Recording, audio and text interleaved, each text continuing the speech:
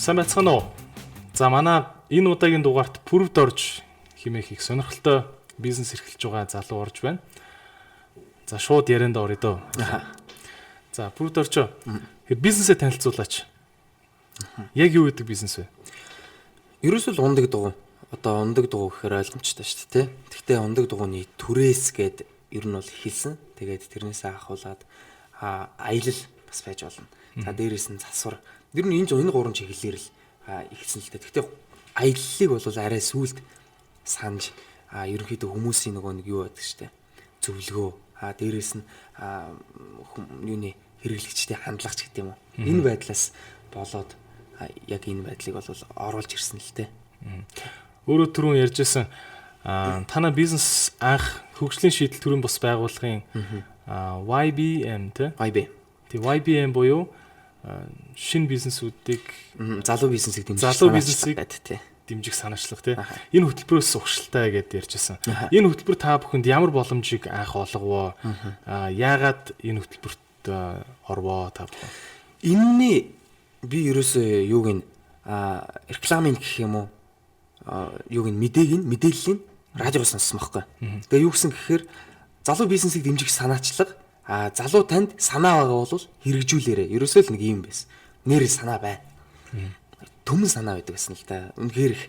Би одоо ингээд дэвтэр дээр ингээд бичсэн ингээд 9 шитийн одоо бүтэхгүй мэддэхгүй маш олон санаанууд зүгээр бичсэн байдаг байсан. Яагаад энэ хизээ нэгэн хэсэгт хэрэг болно л гэж бодож лээсэн баг л та.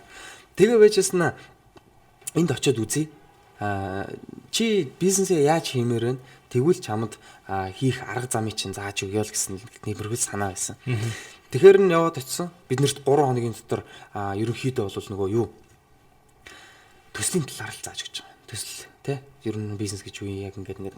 Тэгээ энэ хугацаанд 3 хоногийн дотор нэг 3-4 нөхдүүдийг залуучуудыг нийлүүлж агаад дунд нь за юуны бэлэг хувцсны бизнесийн төсөл бичээд байгаа. Дэлгүүр шүү. За. Тэгээд л бид нэр ерөөсөө яг тухайн үед л ингээл нэг 2 өдөр оцолтол мэдхгүй байж ш. Тэгэл нэг юм гаргаад ирсэн. Тэгэл нөгөөтгөө сайхан ярьж өгөөл. Тэгээд тэгсэн чинь нэрэж болчмаар юм шиг. Тэгээд тэрний дараагаар би одоо өөрийнхөө ингэж бичих хэрэгтэй байна гэдэг юм санаа гарч лаа юм л. Тэгээ нөгөө бичсэн санаа нь одоо жинхэнэ ажил болгож эхэлсэн байна тийм үү? Тий. Тэгээд ерөнхийдөө хэлсэн бол. Инхбат гэд танаа ментор ах байсан шүү дээ тийм. Ментор гэдэг хүн яг ямар тус хүрэгдэм бэ гарааны бизнесүүдэд?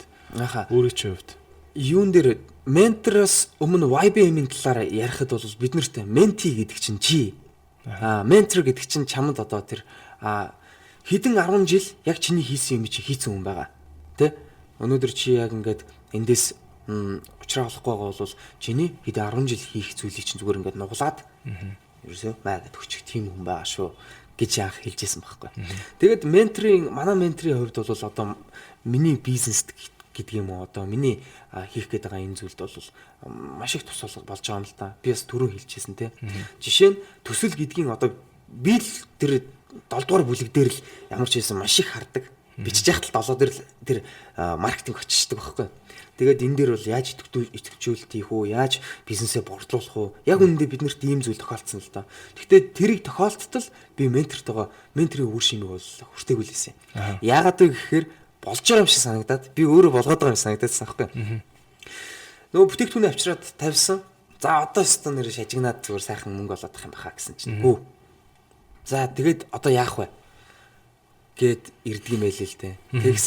Тэгээд ментор руугаа яриад та надад ингээд туслаач би одоо яг ингээд зогсчоод гэдгээ хэлээд. Тэгээд надад бол гарц зааж өгсөн. Тэр нь бол ерөөсөө чи одоо боршуур байна. Өөрийнхөө юмыг яаж танилцуулах вэ? Эн чинь чиний юм учраас ичих хэрэггүй. Тэ? Энэ нь чиний юм болохоор ерөөсөө яг хүмүүст яг чи өөрийгөө л борлуул. Тиймээс бол энд ямар нэгэн байдлаар худлаа айрах хэрэггүй. Ямар нэгэн байдлаар одоо юу гэдгийг санаа зовох шаардлагагүй л гэж бас хэлсэн л дээ. Тэгээд энэ байна. Хоёрдугаар тэгэхээр хамтын ажиллагааны тал дээр бас гэдэг ч юм уу ингээд энэ мэтчлээ олон зүйл байт юм да. Тий.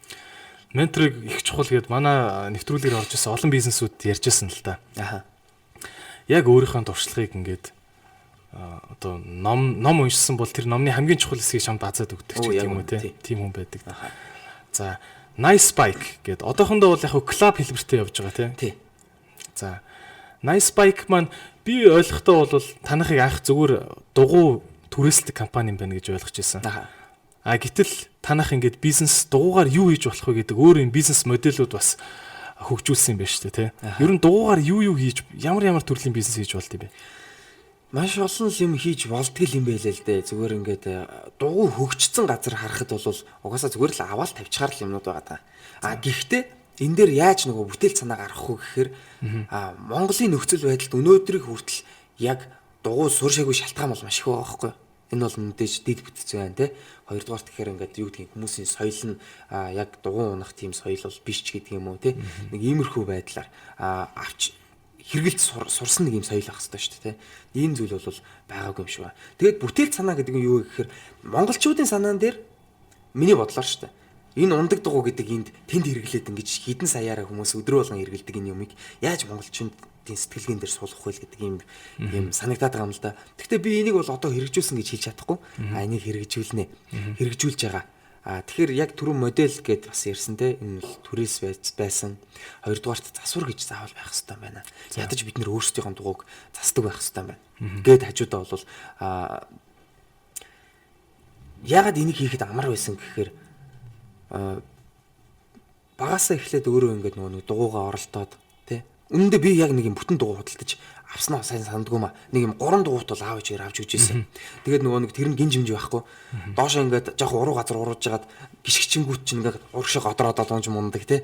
Тим нэг Оросын дугуйг авч өгч ирсэн санагдчихэв. Тэрнээс хойшоо бол дандаа босгосон. Одоо 360-ын юутай ацтай юуны Каманы 2 дугуйг нь аваад тавьсан. Дээрээс нь 6 арат гэж хэлдэг байсан. Тэрний одоо ийм шулуун өрүүлийг хийчихсэн. За тэгэнгүүтээ 340 ац юм байна шүү.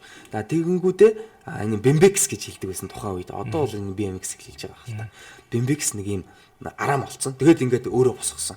Бүх деталь нь хаанаас хин олж ирсэн мэдхгүй зүгээр л авчраал яаж хийж байгааг тааруулаад. Тэгэл энэ маягаар явж исэн нь бол сүүлд би тэгээ өөрөө засвараа хийхэд ингээд нөлөөлж байгаа юм л та. Тэгэнгүүт л би засварыг хийгээд эхлэнгүүт чинь миний хажууд хамтран хийжсэн залуу маань тэр засвараас сурчиж байгаа. Тэ энэ бол маш хурдан сурна. Тиймээс нөгөө нэг одоо юу гэдгийг механикийн сургуульд сураал ингээл цаг хугацаа үдээд яадах юм байхгүй. Дугуй л өөрөө амархан л байхгүй. Ер нь бол тэ унд сурахын тулд эхлээд хит ундаг бол яг тэнтэй л адилхан юм болов гэж бодож байна. За бизнес босхын тулд тэнд заавал нэг проблем байх хэвээр, том хэрэгцээ байх хэвээр тэ. Дугуй Улаанбаатарт үнэхээр хэрэгтэй мүү? Биднэрт яаж тус болох юм те? Энийг чи яаж мэдэрсэн бэ? Дугуй Улаанбаатарт нэрээ хэрэгтэй. Бүгдээрээ мэднэ. Гэхдээ яг ач тусын нь бол мэдрээгүй байгаа. Би яаж өөрөө мэдэрсэн гэхээр яг энийг хийхээс өмнө 2 жил за 2012 он 13 за бараг 11 оноос юм уу да дугуйг Улаанбаатар хотод унж эхэлсэн байхгүй. Тэгээд өөрөө нэг эхлээд санаа маань хэдэн дугаар авчраа зарчил гэж бодсон. За зарагдаагүй. Тэг үлдчихсэн. Тэгэхээр тэрнээс ерөөсөө би өөрөө аваад нэг уны л да. Тэ? Энд ч одоо ажил төрөлгээд энэ хотын төвөр ялангуяа маш их явдаг. Тэгээд автобус гэдэг ямар байгаа л одоо төгжрэл гэж ямар байгаа вэ? Тэгээд дугуй унсан нэг мэдсэн чинь үнэхээр цаг хугацаа хэмжээсэн. Энэ юу гэхээр би одоо бас өмнө хэлж илээсэн. Ерөөсөө яг 3 цаг машинаар явж гүйцэтгэх ажлыг 30 минутын дотор амжуулдаг байхгүй. Тэгээд дээрэс нь за би одоо сансрын колонк одоо Улаанбаатарын төгжрийн дунд шүү дээ. Төгжрийн дунд. За би сансрын колонк магадгүй офицер гэдэг юм уу те. Офицероос гараад 5 шар хүрэхэд бол энд 30 минут хэл хугацаа орно. Энд ерөөсөө ямар ч юу байхгүй. Гэтэ тэргүй зам өөрөө чөлөөтэй биш л байгаа те. Гэтэл энэ бүглэрөөтэй зам дотор 30 минутын дотор ингэж явах цаг хугацааг хэн олгож чинь дугуй олгож байгаа байхгүй. Яг үндэ бол моцикл ч бас ингэж явж чадахгүй шүү дээ. Тэр чинь өргөн болохоор шахагдчихдаг байхгүй тий. Тэгэхээр энэ битүү зам дотор хэн хамгийн ашигтай вэ? За нэг баримжаа өгье л доо. Одоо хотын нэг цагаас нөгөө зах ч юм уу нэг 2 холцгийн оронд хэдэн минут явж байна. Яг одоогийн нөхцөл байдалд. Холцгийн одоо хотын баруунаас зүүн зах хүртэл хэдэн минут явах вэ? За түрүүнийхаар л баг баримжаалчих واخа да. Ямар ч байсан юу яаж байгаа. Залуучдын холбоон дээр одоо манайх чинь байрладаг юм. За тэндээс гараад биокомбинат ороход 1 цаг л явж шин. За 35 орчим километр шүү дээ. Манай гэр тэнд идэх байхгүй. Тийшээ явхад ер нь ихтэй 1 цаг шүү. Ихтэй 1 цаг. Багадаа 45 минут тавхиал орчих. Энэ бол ерөөсөө асуудал байхгүй. Үндэг юм те. Тэгээд нөгөө нэг дугууны өөрийн бас нөгөө нэг хэрэглээ байна л да. Бид нар ерөнхийдөө бол төрөл гэж бас байдаг те. Гэтэл одоо хотын замд юм засмал замд гэдэг юм уу. За манай засмал уулын зам шиг байдаг болоод хүмүүс уулын дугуй сонирхоод дим болов. Эсвэл тэгж бодмаар. Яг тэгэхээр дугуй гэхээр л нэг их олон араас болдог те. Нэг их тийм арзгар сайхан дугуйтай. Энийг л хүмүүс өдөр тутмын хэрэглээнд хэрэгжилж болоод гэж бодож байгаа. Яг үнэндээ та бит хоёр шиг те. Ийм ховц өмсчөөд гадуур дугуй унаад явж байгаа явах боломж бол маш их байгаа. Гэтэл энд бол уулын дугуй өөрөө тохирохгүй шүү дээ. Тэ? Гэтэл нэг цүнхээ нэг хийчмээр юу хэрэгтэй байна? Сакс гэдэг юм уу те. Ингээд жижиг сайж бас юмнууд хэрэгтэй. За сүүлд бол фикси гэдэг бас гарсан. Тэднэр бол байж болно л да. За.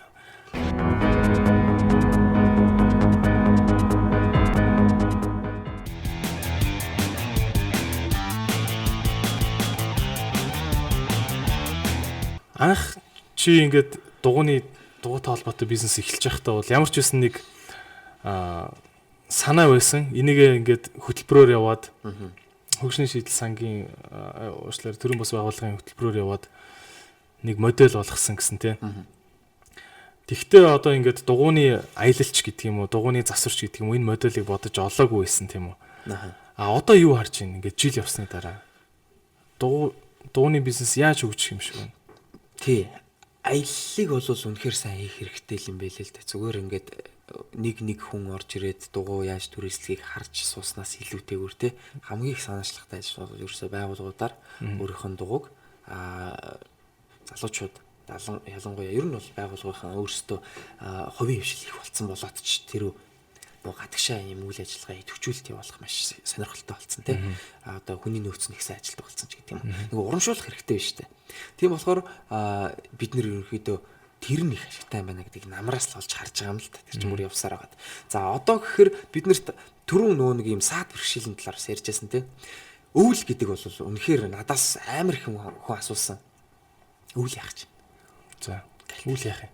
Мэдхгүй гэл. Бид тухайн үед нэг юм байгаа л гэж хэлдэг байсан л та. Тэгээд яг үүндээ бол санаанууд байсан. Тэгээд яг юм болгож чадаагүй. Гэхдээ өвөл зогсохгүй байж болох юм байна дугуй гэдэг бол өөрөө яагаад вэ гэхээр турист чинь биш байгаа байхгүй. Өвлийн аялал бол байж болж байгаа. Гэхдээ зуныхыг бодвол цөөн тоогоор. За үүнээс гадна за өөр одоо тэр bike messenger гэдэг түрүүн бас ярьжсэн те. Нэг юм хүргэлтийг бол хүнээс шаардахгүйгээр чи дугуй унаачаа гэж хэлэхгүйгээр бид нар зүгээр дугуйгаа өөрсдөө сонирхлоор л уны.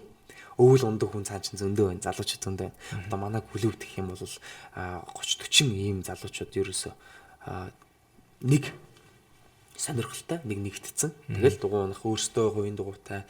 За ийм юм аялалт яваад өгөөч гэдэг юм бол хамт явчихдаг те. Ингээд л bike messenger гэхээр яаж ажиллана гэсэн үг модель байна. Би тэрийг одоо орчуулахдаа нэг тийм дугуйтай шууднал гэж бодоод байгаа шүү дээ. Тэгээд энийг бол яг бид нэр хэрэгжүүлээд эхэлсэн л байгаа л да. Энэ бол ерөөсөө та гэртээ түлхүүр орхисон байж болно те. Нэгдүгээрт. За хоёрдугаарт эндээс танай байгууллагатаа нэг гэрээ хийчихэл та. За. Тийм үү. За яг албан бичгүүдийг чинь бид нэр баталгаатай, итгэлтэй, итгэмжтэйгээр за тэгээд яг хүрэх газар нь хүргэж өгчөөё гэдэг юм гэрээ чи. За тэгээд та нар дуутах нь л дээ. Хувь хүмүүс бол одоо яах нь магадгүй ингээд ажилласаа гарч чадахгүй. Гэхдээ ямар нэгэн байдлаар бие хоёр хуваах заашгүй шаардлагатай болчиход байгаа тийм хүмүүс зөндөл байдаг шүү дээ. Тэгвэл одоо за хөөхөж ухтаа бол авахлах нь хаашаа. Гэхдээ дэлгүүрээс тим аваад нааш навчраад өчтгөө болно. Авчраад өглөө. Энэ таны дэлгүүрийн тооцоо харин энэ хүргэлтийн тооцоо. Яг гадаадтай ийм амжилттай бизнесүүд байдаг уу? Байдаг юм байл л дээ. Бүр эн чинь ийм байж тээ. Хуучин бол одоо нөгөө нэг шууданчд чинь дуутай байсан шүү дээ. За энэ бол одоо Европт маш сайн өгцөн байдаг юм уу да. Англид бол илүүтэй юм шиг байлаа. Гэхдээ Америкт болохоор эргээд шуудан гэхээсээ илүү яг энэ чиглэл рүү зүгээр л дуу сайн ундаг залуучууд. Шууданч гэхээр тийм мундаг бас биш байгаа байхгүй. Дуу сайн ундаг гэдэг чинь ондоо шүү. Энд нэг мэдрэмж байна. Тэ нэгдүгürt мэдрэмж байна. Тэгээд бас нэг юм эвдүү байна, арга барил байна. Энд чинь шал ондоо юм болчиход байгаа байхгүй. Тийм залуучууд тэр өөрсдөөс тулгуурлаад ажил хийлгэчихлээ. Дуртай юм хийлгээд ажил хийлгэчихэж байгаа байхгүй. Дээрэс нь яаж ийна гэхээр дуртай юм хийлгээд ажил хийл гэж байгаа. За бүр энэний чинь юуны одоо нэг олимпийн тэмцээн гэдэг шиг те бүр авраг шалгаруулах тэмцээн хүртэл байдаг юм билээ л дээ. Тэ хин хурдан одоо нэг юу штэ даалгаврыг гүйцэтгэх бай. Зам байна. Тэнд очлаа өглөө ч гэдэг юм уу. Нэг энэ байдлаар бол юм байдаг юм бэл. За тэрийг нь бол сайн мэдгүй. Ямар ч гэсэн нэг үйлчилгээнд нэвтрүүлж хийсэн л гэж бодож байна. Танах яг одоо хэдэн дугуйтай байна? Одоо нэг ахаад нэмж нэг 20 дугаа авъя гэж бодож байгаа. Тэгвэл нэг 60 70 болчих болов. Яагаад ингэж уулын дугуйг нэмж авах гад байна вэ гэхээр нөгөө нэг уулын дугууны сонирхол тэгээ дээрээс нь тийм аялал хийх сонирхолтой хүмүүс маш их байна л да. Тэгээд бидний анх сансан чинь бол ерөөс яг хотод чи өнөөдөр юуны автомашин чинь одоо нэг өдөр явахгүй байгаа шүү дээ. Тэр өдрөө эндээс дугаа аваад яваа. Тэгээ хотын замд чамд ингээд араа энтрийн солиод ингээд янз янзын танай дугуйнуудыг одоо хаанаас авч болох вэ? За одоо бол нэг л цэг дээр байна. Энэ бол залуучуудын холбоо. Тий.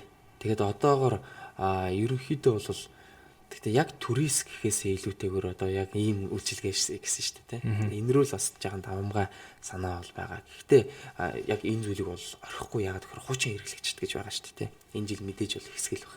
Тэгээд нөгөө нэг эргээд нэгтэг хүмүүс бас маш их байгаа. За анхны санхүүжилтийн чинь талаар асууж байгаа мартчихэж. Анх яг ямар санхүүжилтээ яаж ихссэн бэ? Яаж 50 дугуй аав? Тий. Энэ дэр бол нэг ийм асуудал бүр яг толгарч исэн зүйлээ ярихад бол би түрүү хэлсэн шүү дээ юм нэг олон санаа бичсэн байсан гэдэг. Тэгээд ингэ байж байгаад яг тухайн үед YBM-ийн сургалтанд сууж таарад. За тэгээд дээрэс нь тэнд олон залуучууд олон санаа байсан. Надад хүртэл нэгэн санаа тавьж байгаа юм л да тий. Хоёулаа нэг юуны төргөө олны газар хийя. Мөнгөний яах юм? Мөнгөний гаргачих. Гаргана гинэ. Тэгээд эргээд гэхээр бол нэг хамтын ажиллагааны хувьд бол жаахан тийм сонир санагдаа. Тэгээд бит хоёр хийгээгүй л дээ. За тэгээд би өөрийн юм ал хиймээр гэж бодоод гээд бүр нэг 200 300 нөгөө нэг дэвтэр дундаас одоо сонгох хэрэг гарсан шүү дээ. Ингээд бол 2 3 юмыг зэрэг хийчмээр ч юм шиг санагдаа авчижээ.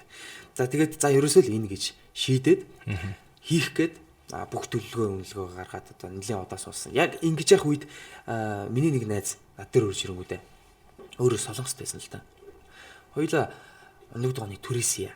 Гэт тэгэхээр эн чинь миний санаж байгаа юмыг ерөөсөө бодоогүй нэг хүн орж ирээд ингээ хэлчихнэ гэхээр тэгээ бид тээр хоорондоо урд нь юу ч хийж үзээгүй.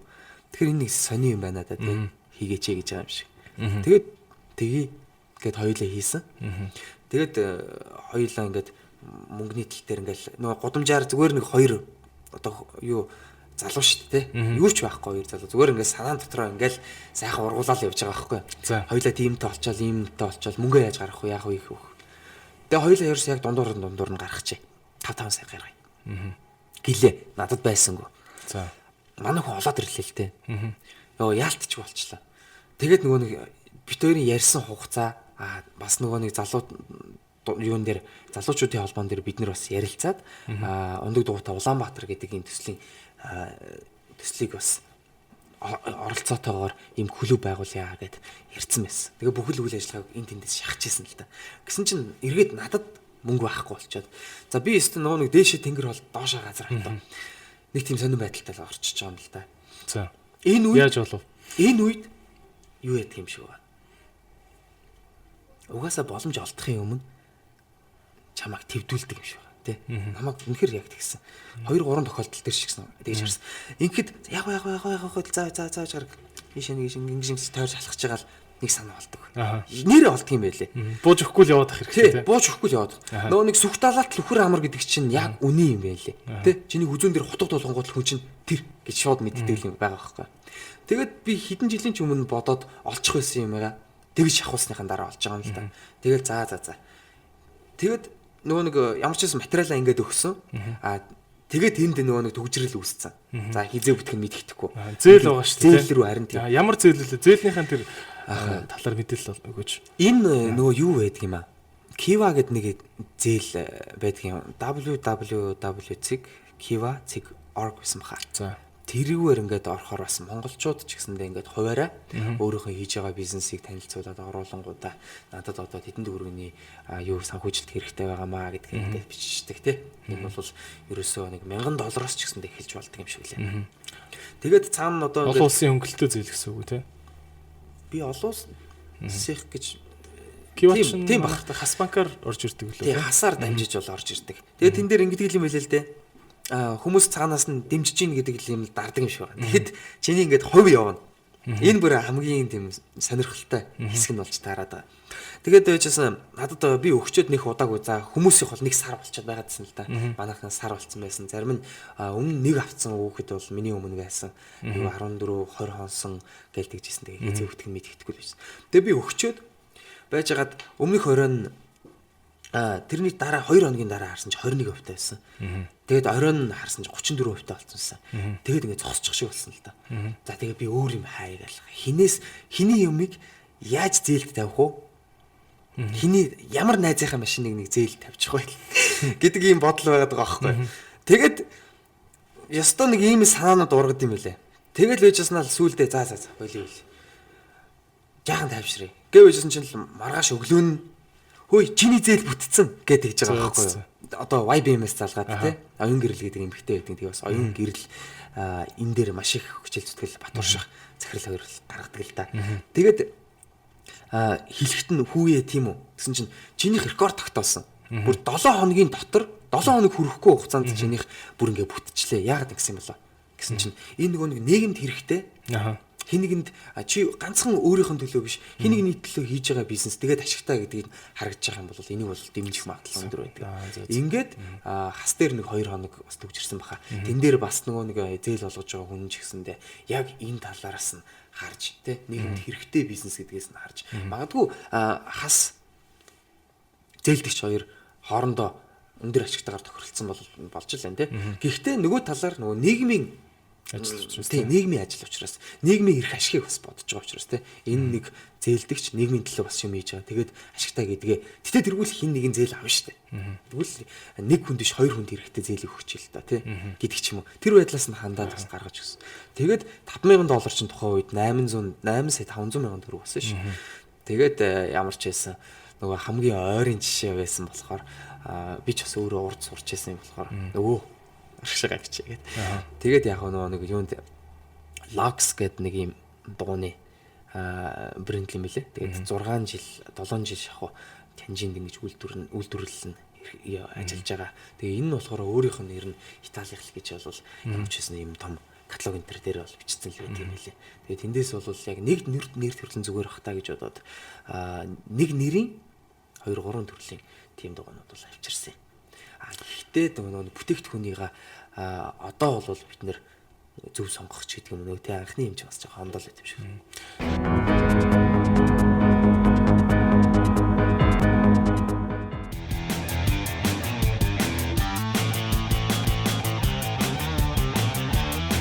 За энэ 100-ны төлөвлөгөө юу вэ? Одоо ингээд ер нь бол дэлгэр цаг ирж штэ тий. Энэ 100 одоо ямар том ажлууд хийгдэг вэ? Би түрүү хэлсэн тий. Ямар ч байсан нэг 5 дугуй гаргая. 5 дуучин гаргая. За тэгээд энэ бол өөрсдөө өстөө нэг цүнхээ үрээд те бид нэр аль болох нөгөө компаниудтай харилцахыг бол бодно. Гэхдээ хамгийн ихний ээлжинд бол 5 дуучинтайгаар эхлээд тэднэрийн нөгөө нэг дууч шууд нь штэ. Энийг аль хүргэж эхлэе гэж бол бодсон. Тэгээд энэ бол энэ 4 сараас эхэлж байгаа. 4 сарын сүүлээс баг эхэлчихнэ гэж бодож байгаа. Хоёрдугаар тэгэхээр ундаг дууны аяллалыгаа бол бас нэлээд сайжруулах шаардлагатай болж таарад байгаа. За ийм нэг 2 зүйл байна. Тэгээ гурав дахь нь гэх юм бол одоо бас ундаг дуутай Улаанбаатар гэдэг төслийн хүрээнд олон юм явагдаж байгаа. Тэгээ залуучуудын холбоо энэ дээр их үүрэгтэй оролцдог юм л да. Тэгээд тэнд байгаа дугуун дэлгүүр одоо трек байдаг юм уу, Канада хэл байдаг юм уу те үгүүдээ гэхэд ингээд манайх шиг клуб залуу дуучин ч гэдэг юм уу эдгээр клубүүдтэй маш их тийш холбоо харилцаатай ажилдаг яг энийг төлөөлдөг бас сансраад би бас баярлаа гэж хэлмээр байгаа. Тэгэнгүүт л одоо энэ жил яаж ийна гэхээр Улаанбаатар хотыг ундаг дугуун цогцолтой болгоё гэдэг. санаачлаг гаргаад за тэндээс нь бас нэг дугуйн дэлгүүр ч гэдэг юм уу те энэ дээр бас хамтарч ажиллах бололцоог бас олгож байгаа юм л да. Бидний ч гэсэндээ оролцоо бас тэнд байх болов гэж бодож байгаа. Тэгээ энэ тал дээр ч гэсэн ярьсан байгаа. Хэрвээ байгууллага болон дугуйн зохисоолттой болоод ирэх юм бол мэдээч юу албан байгууллагын ортолд автомашины зогсоолыг бий болгоцсны дараагаар машин ир зогсон шүү дээ те. За тэгвэл зогсоолынхын дугуйны тэр төмөрч нь уг нь бол гайгүй те. Тэгээд тэрийг авчраад тавьчлаа. Тэгээд дугуйтай хүмүүс албан байгууллагын магчид дугуйгаа энэ зүүн сайн онол те. Тий. За харамсалтай нь манай нэвтрүүлгийн цаг богинохан. Тэг ингээд дуусч байна. Манай уламжлал байдаг. За өөрөө ингээд ямар ч үсэн нэг жил ингээд дугуйгаар бизнес хийгээд ингээд зүтгүүлээд нийгэмд бас сайн сайхан их нөлөөтэй юм хийж байгаа. Хараад бахархаж байна. Гэхдээ мөн яг өөртөө ч адилхан ингээд нэг зүтгээд үзьгээд үзэж байгаа залуучууд мөн байгаа бах. Нэг зөвлөгөө өгөөч өөрийнхөө сурснаас. Энэ бол заашгүй хэлэх зүйл гэж би бодож байна. Яагаад вэ гэхээр миний санаанд байгаа зүйл ийм сарниатай байдаг юм шиг байна тий. Миний ч биш хүний санаанд байдаг зүйл. Нэг өдөр үнэхээр сайхан бодно тий. Нэг өдөр бол тэрийг бүр ингэж сэтгэл зүрхэндээ бүр ингэж л харна. Нэг өдөр өчүүх болчихно, юу ч болчихно. За харин энийг л цаасан дээр болгоо. Төлөвлөгөө болго. Төсөл болго тий. Төсөл гэдэг чинь зүгээр хүний амьдралтай зайлшгүй холбоотой юм байл л дээ. Өнөөдөр хийж байгаа ажил чинь ажлаа төсөл болгочих. Тэнгүүл тэр төсөл дотор чинь ингээд маш олон ингээд үзүүлэлтүүд байгаа тий. Энийг чи яаж хийх юм, яах гээд байгаа, ер нь бол юу юм ч гэдэг юм уу. Байцаагч үнэхээр ядаргаатай их асуултууд таарна. Тэр болгон дээр ондоо хариулах шаардлага гарч ирнэ. Үнэндээ би анх төсөл бичиж байхдаа нөгөө нэгдүгээр бүлэг биш үү тийм ээ. Оршил хэсэг байгаа шүү дээ. Үндслэл гэдэг дээр бүгдийг биччихсэн шүү дээ. Тэгээд хоошоогоо ингэ бичсэн. Би энэ чинь бичсэн шүү дээ. Тэгээд хоошоогоо нөгөө бичих юм олдохгүй л байсан л да. Тэгээд тэгэнгүүт чинь ингээд олон янзаас нь асуугаад байгаа зүйл чинь чиний дотор байгаа санааг маш зүгээр ингээд чиний өөрөө чинь урт талд ингэж гаргаж ирч тавьж байгаа юм л да. Нэг энэ байдлаас харчаад эргээд чи төслөө бичснийхэн дараагаар өөрийнхөө санааг ингээд бодох юм бол үнэхээр биелэх магадлал өндөр хувьтай.